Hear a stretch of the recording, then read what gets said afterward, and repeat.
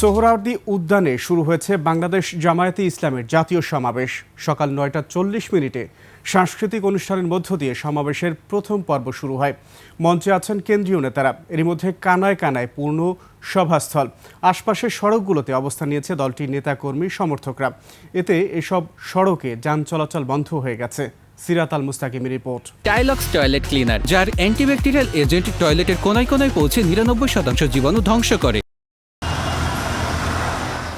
জামাতের মহাসমাবেশ ঘিরে লোকারণ্য সোহরাওয়ার্দী উদ্যান। অনেকেই উদ্যানের ভেতরে জায়গা না পেয়ে বিভিন্ন রাস্তায় অবস্থান করছে।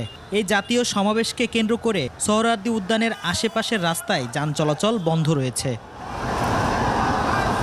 দেশের ইতিহাসে এককভাবে সোহরাওয়ার্দী উদ্যানে জামাতের জাতীয় সমাবেশ এটি প্রথম।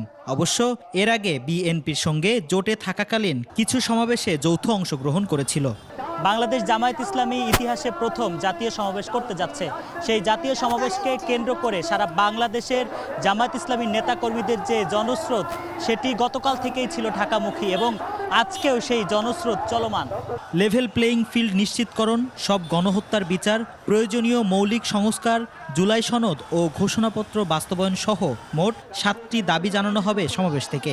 বাংলাদেশকে একটা ন্যায় ও ইনসাফ ভিত্তিক সমাজ ব্যবস্থা প্রতিষ্ঠা করা এবং সমাজের প্রতিষ্ঠা স্তরে সৎ, ক্ষুধাভীরু এবং সুন্দর সমাজ ব্যবস্থা প্রতিষ্ঠার একটা বার্তা মানুষদেরকে দিতে চাই।